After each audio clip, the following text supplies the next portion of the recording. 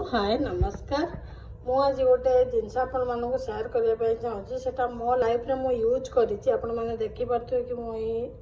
डाबर चमनप्राश धरची मु Dabur maximum use करे तो आपण अन्य चमनप्राश भी यूज करेंगे कि डाबर बहुत इफेक्टिव मत मिले। तो जो एक सर्दी सीजन ना माने शीत दिन तो समस्त मैक्सिमम समस्त ठंडा काश एमती हुए। तो जब भी आपको सर्दी का सीजन हो मैंने शीत दिन हो कि अन्य दिन जब भी काश कि ठंडा हो मेडिसिन जिते खाऊँ ना मेडिसिन रखुदी डेली डेली सका खाइबे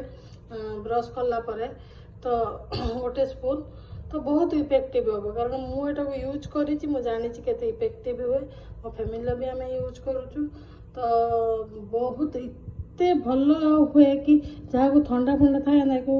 आप व्यवहार करके थे ट्राए करके देखूँ प्रतिदिन खाई देखिए बहुत कमिज आप ठंडा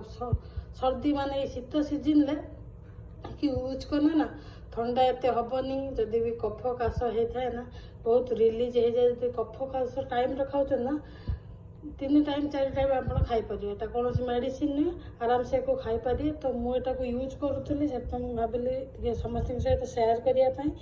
तो से सेयार कली मुझे यूज करे मोर कौन ब्रांड मु प्रमोटिंग करूनी